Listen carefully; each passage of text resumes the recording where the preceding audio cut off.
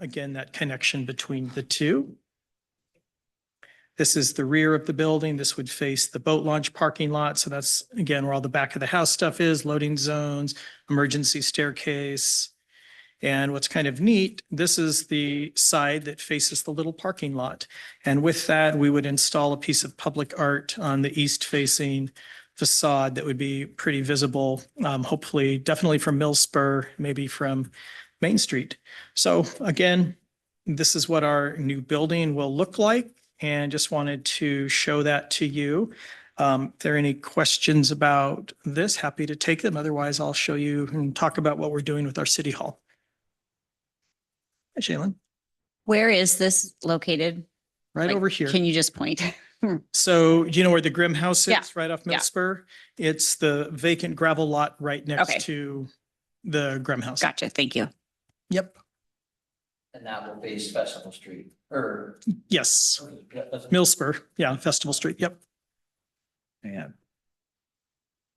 Am I seeing like there's roof access or something like that? Or no? There is an upper level deck on the front of it facing Mill Spur, facing towards the park. And there would be another rooftop, or not a rooftop, but a third story deck on the backside as well. We're hoping to get an active user in that third story, like a restaurant or something like that. Huh.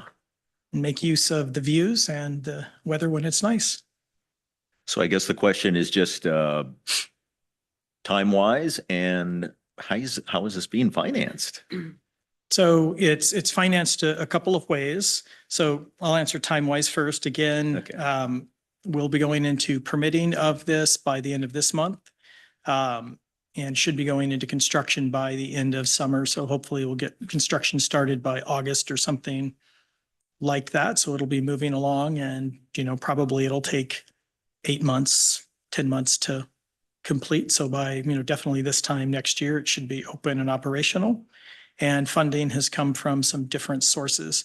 We have proceeds from a property sale that we did in this downtown area that applies to that. We have a grant for about $764,000 from the state. We have some of the bond money that we took out. But if the question is, will this create any new taxes? No, it Okay. is a financed building through various existing funding sources. Yeah, no, this is great. And for the museum, not just patrons, but those who have really been volunteers, man, this is incredible. Yeah, it's That's a great. Yeah, gorgeous building. it is. Excellent. All right. Okay. And then I'm just going to go ahead and move over really quickly and share nothing that you haven't seen, but just to orient everyone.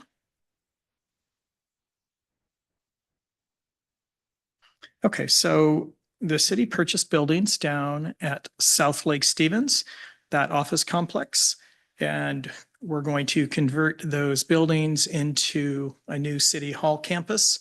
And one of the things we asked the architect to do was freshen up, modernize the outside of it. This was one of the alternatives. This isn't necessarily the final alternative, but just wanted to show you that we're going to repurpose those existing buildings. The former owner is actually building a new office complex and moving his headquarters across the street to the area behind Burger King. And so that'll be a larger office complex then that opens this up for city business. And we're going to try to have most of our administrative departments and offices at this campus. Will be adjacent to the police department. We'll actually move the council chambers from this building, and it will go down there. That'll open up this space to be rented all the time, not just on the weekends. And so that'll be a great move for the city. And like I said, we'll be totally redoing the interiors to fit all of our departments, and then freshening up the exterior to make it look more like a civic building than what it is today. All right. And funding on that, if that question comes up, that's 100% bond funded. And we also have some grants for that project. Okay. Okay. And all right.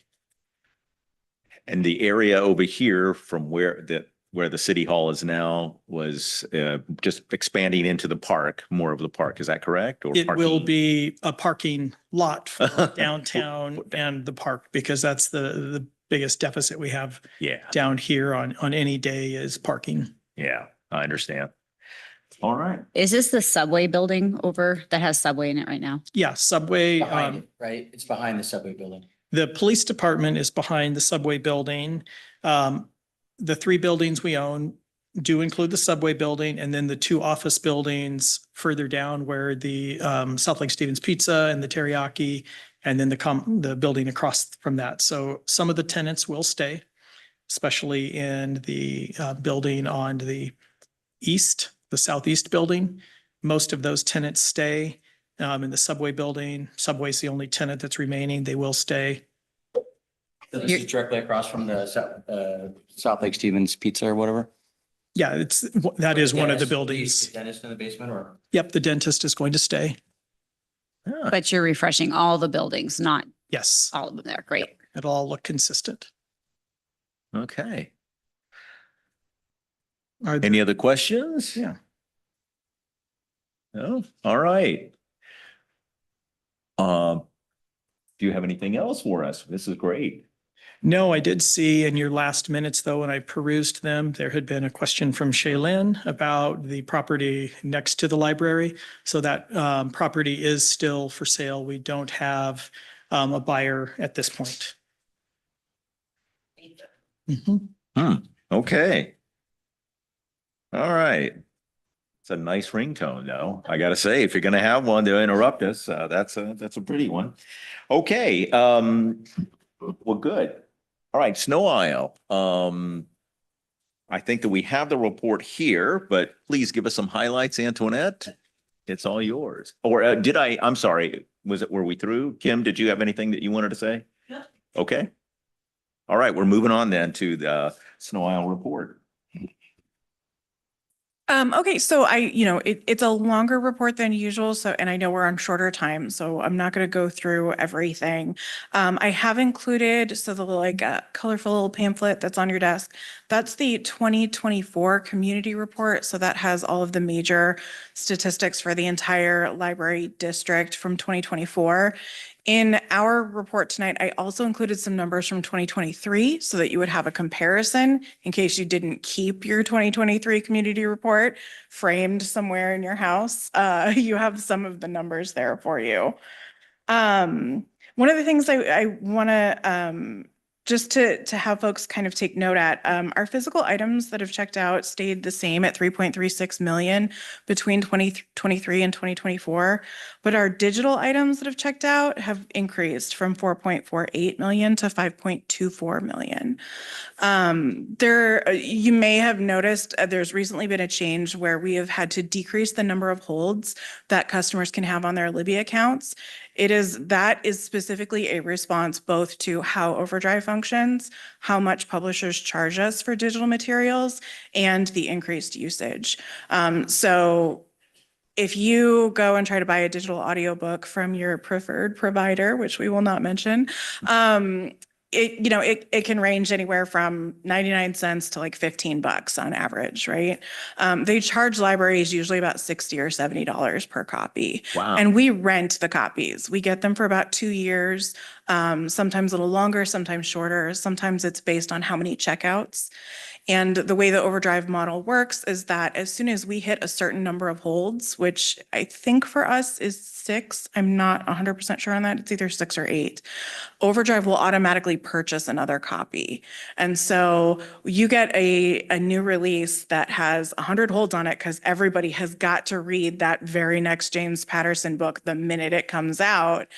That holds list gets really long. And so we're buying copies and copies and copies, but nobody's going to read it in 3 months or nobody's going to read it in a year. And so in order to kind of keep those costs manageable, one of the things we can do is limit the number of holds you can have on digital materials. So it went from 20 to 10. It's not ideal. It's not the greatest way. That's obviously not something that we want to do in order to serve our customers. We want you to have as many holds as you want.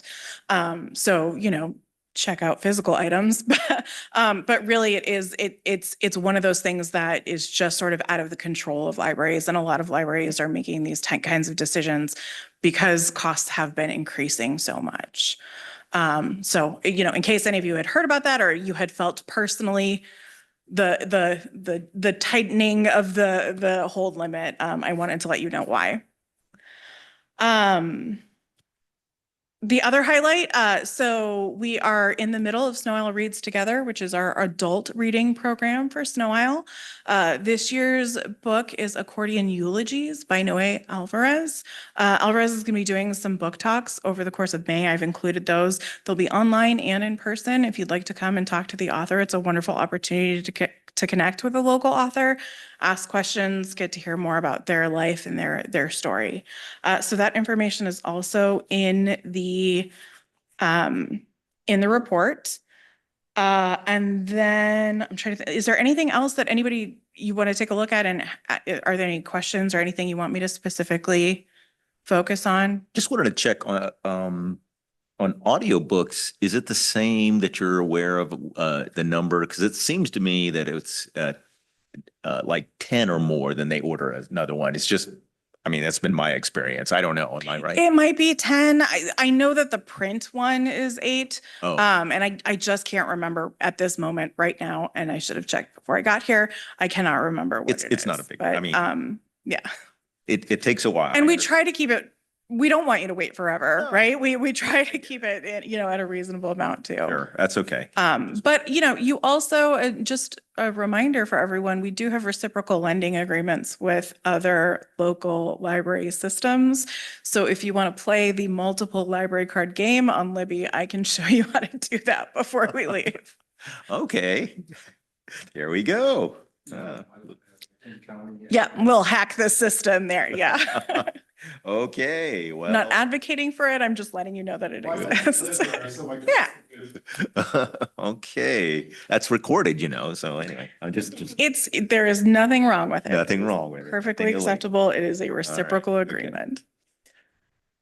All right, I'm sorry, you were going to go on to. I have one more thing. So we have partnered with the Alzheimer's Association to bring in some dementia and memory care programs.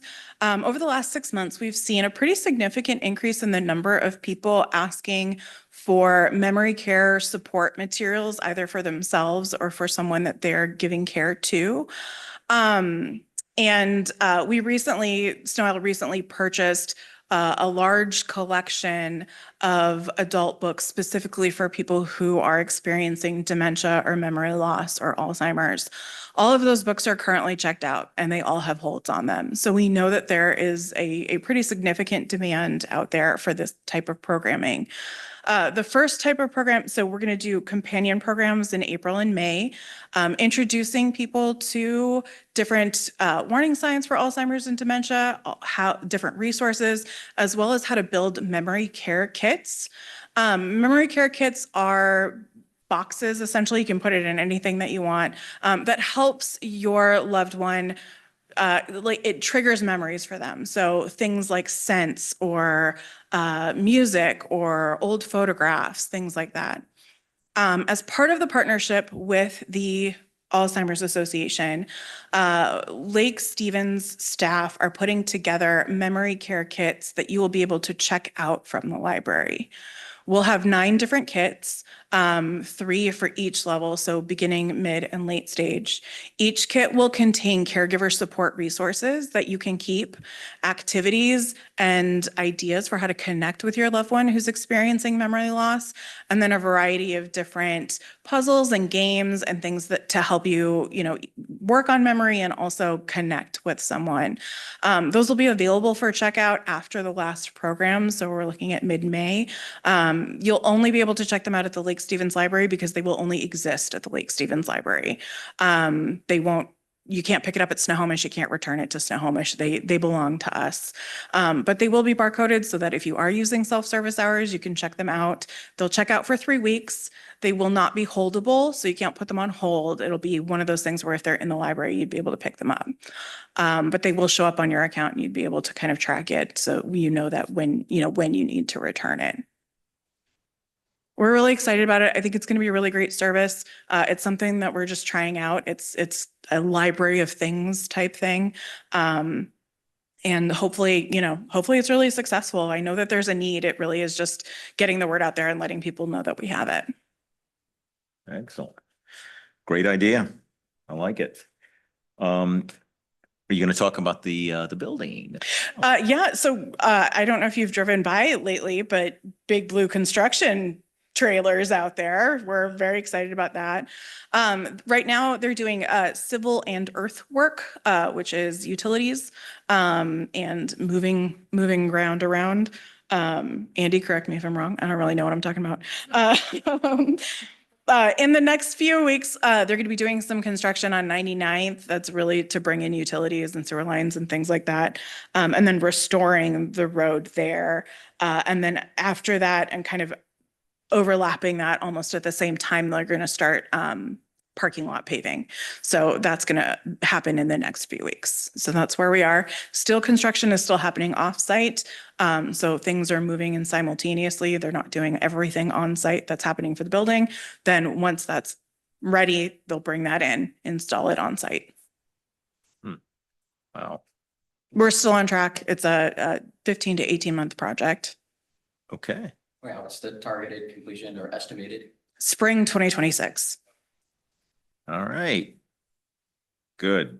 Summer reading 2026 will be in that building. All right. Next year. Yes. Well, spring is a very long season, so before summer. Yeah. That is, as long as everything stays on track and there aren't any, surprises with material availability and things like that, it's on track and it's on schedule. That's wonderful. Any other questions or anything from the report that anybody wants to check in about? Yeah, I'm curious about the Institute of Museum and Library Services and how that affects Snow Isle in general. And then just to get assurances that in no way affects our new library. It no way affects the building of the new library. So Snow Isle does not directly receive any IMLS funds. However, there are things that the state library and the Secretary of State provide to libraries in Washington that are funded by IMLS. Some archival things, databases, E-rate, which is the funding for high-speed internet and the ability to bring internet to rural communities, which really impacts rural library districts a lot. And so there are things that are impacted. It doesn't impact Snow Isle's budget, which means it doesn't impact the building. But there will be impacts in other areas depending on how far those restrictions go. Executive Director Eric Howard signed on to a letter that the Secretary of State and other library directors wrote. It's on our website. I included it in the report and there's a link there. Just with their statement about how important this funding is, how essential it is to Washington state libraries, tribal communities, disenfranchised communities, rural communities, and really how essential it is to providing equitable service. So that letter's there if you'd like to read that in its entirety. But in terms of direct funding, Snow Isle does not receive direct IMLS funds. Everyone understand what we're talking about? Okay, good. All right. And there's more explanations, as I understand, in the in here, right? Yeah, the link to the letter that was signed is on our website. Okay. And one last thing, I Sure. did speak to Eric about coming to introduce himself to the group. He's hoping to come in October because he'll have more substantial updates about the construction project. So that's what he's aiming for his calendar. Good. Excellent. Thank you so much for seeing to that. That would be great. So yeah, maybe you can have your vice president of the trustees come as well. Yeah. Paul Ryan is from Lake Stevens, and he used to be on the library board, but he's now vice president of the board of trustees. So you'll see his smiling face there. So anyway, Paul's a good friend and he's been very helpful with library matters. All right, well, we have a presentation with Friends of the Library. Lynn Allen, correct? Thank you. All right, go right ahead. Thank you. Caitlin is putting up my slides. Thank you for that. So I was here at your last meeting. Can you put it in presentation mode, please? It's a little. Oh, okay. All right, there it is. I think, was everybody here when I was Friends of the Library I think you all know who we are. We support the library in a number of different ways. Next slide, please. Or do I do it? No, okay, thanks. So I wanted to just update you about our fundraising activities. We are an all-volunteer charitable organization, a 501c3, and we've been supporting the library, Lake Stevens Library, since 1998. Our current activities are focused on a fundraising campaign to enhance the new children's and teen spaces in the new library. We want to buy furniture. I mean, we will do whatever the library really needs. We anticipate that being furniture, bookshelves, games. You know, if you've been to the Lake Stevens Library, you'll see that there's lots of little games and things that the children and the teens can play with. And Antoinette has presented all the wonderful things that the library is doing, and we support that as much as we possibly can. Next, please. So what have we been doing? We just had our spring book sale, and we've raised about $2,500. So that's not done yet. The numbers are still being counted, but so that we consider that a very successful book sale. We need to raise a lot more money in order to support the new library, and that's why we are going to focus a little bit more on some of the other activities. We are coming up on the Pride Carnival, where we'll be there with a booth. Aquafest, we have a book sale at Aquafest. And next is we are hosting a dinner and auction. And that's really what I want to focus on today, because we see this as being a one-time opportunity where we can bring in a significant amount of money. It's, a perfect timing because the library is being built, and that auction hopefully will raise enough money to be able to complete our funding for the activity that the library will need for the children's and teen spaces. So if you go to the next slide, please. And here it is. The title of our fundraiser is Stories That Shape Us. Next slide, please. And this is, we believe that every child deserves a place where their imagination can flourish, where they can discover new worlds, and where the foundation for their future is built one story at a time. And I just would like for you to think for a minute back in your history, maybe when you were younger, the stories and books that you read that really changed your life and your perspective. I know that I have some. And that's why we chose this as our theme, because there are stories in our life that really move us forward in a different direction. Next slide, please. So there are sponsorship opportunities. I am going out to local businesses to solicit their interest in being a sponsor of our auction. There are different levels of sponsorship. Next slide, please.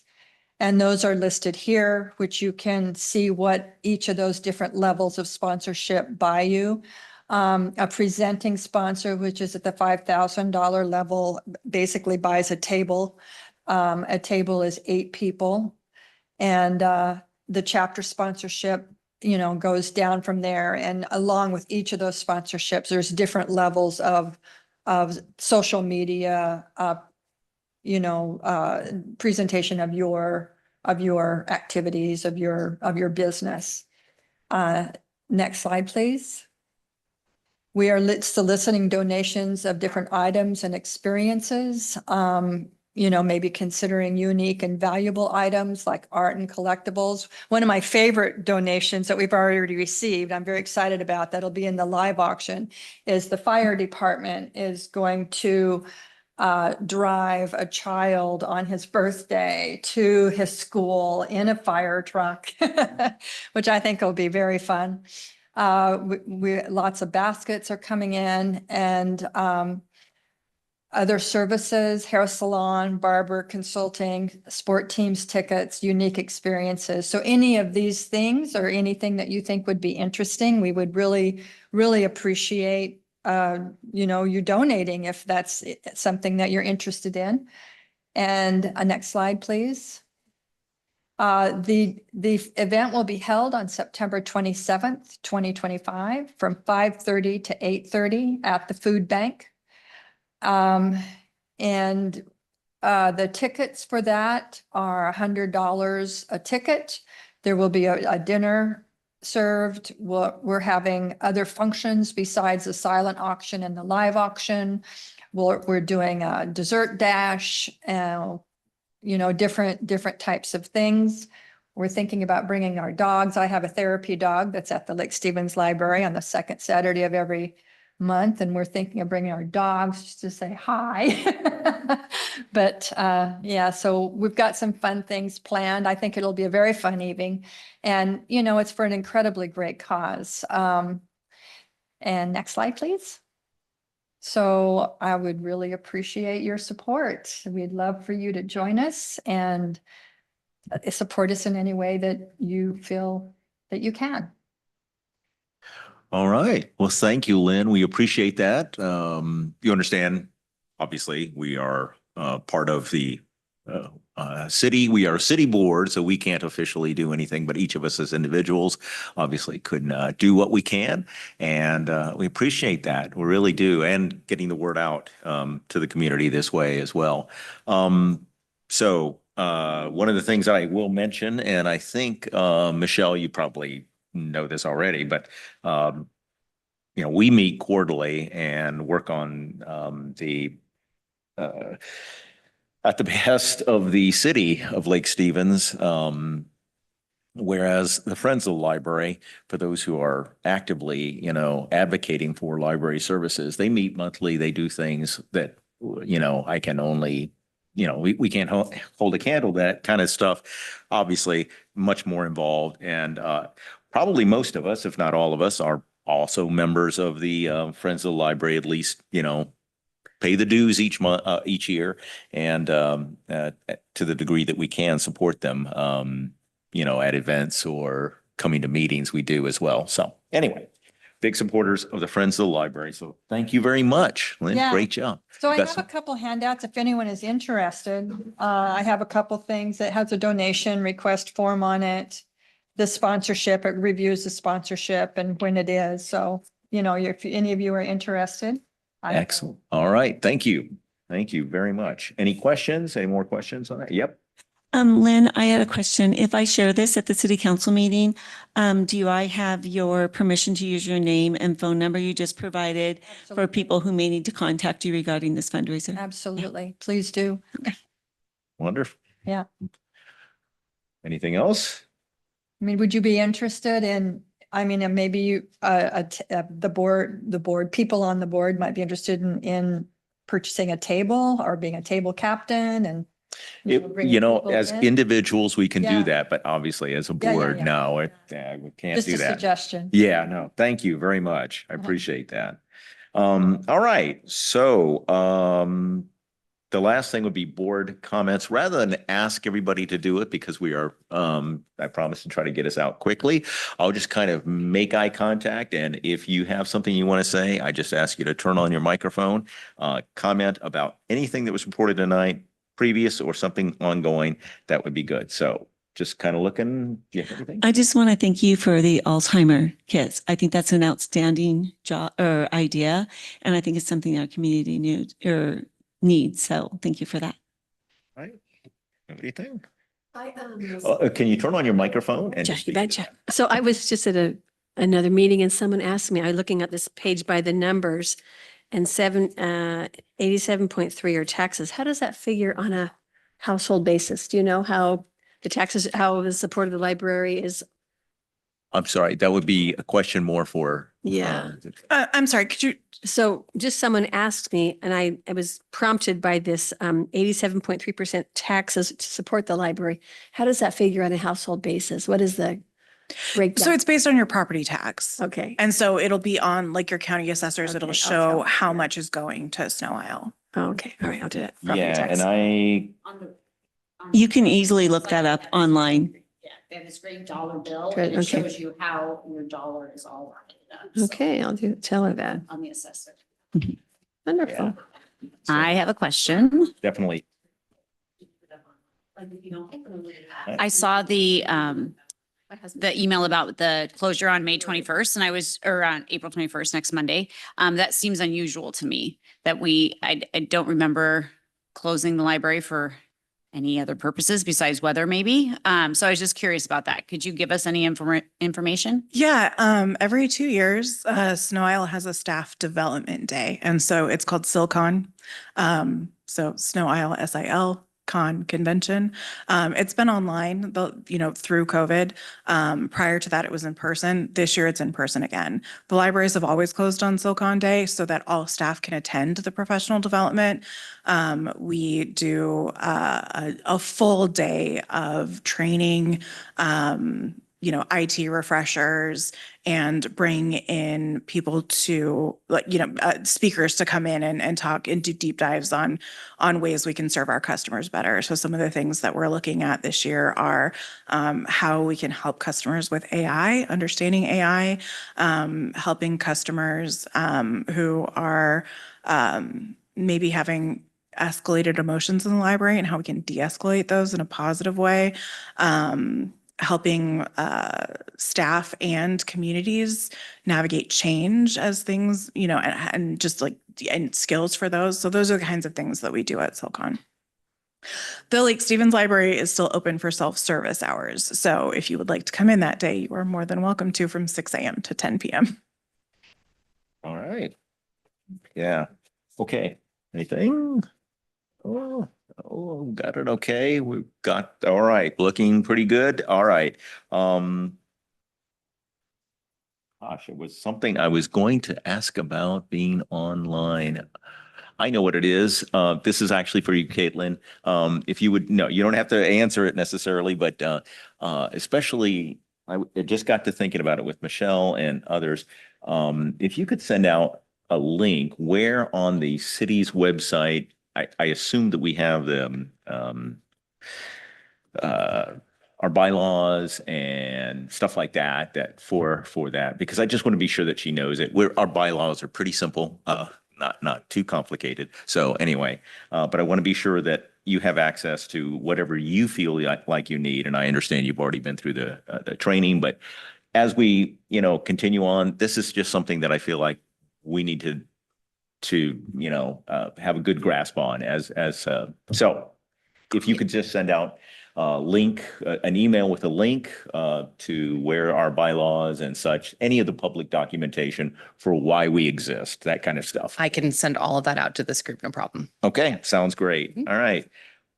Any other comments, questions, things we have? All right, excellent. Well, then in that case, officially it is 5:13. The one thing we do, Michele, just because we are supposed to run this by Robert's rules, I like to have someone make a motion that we adjourn. And second, anybody would like to make that motion? Motion. All right. Nancy makes the motion. Who would like to second that? I can second. Oh, I'm sorry. You got that? Okay. Emily gets to second. Emily can Oh, second. boy. All those in favor say aye. Okay. And we are adjourned.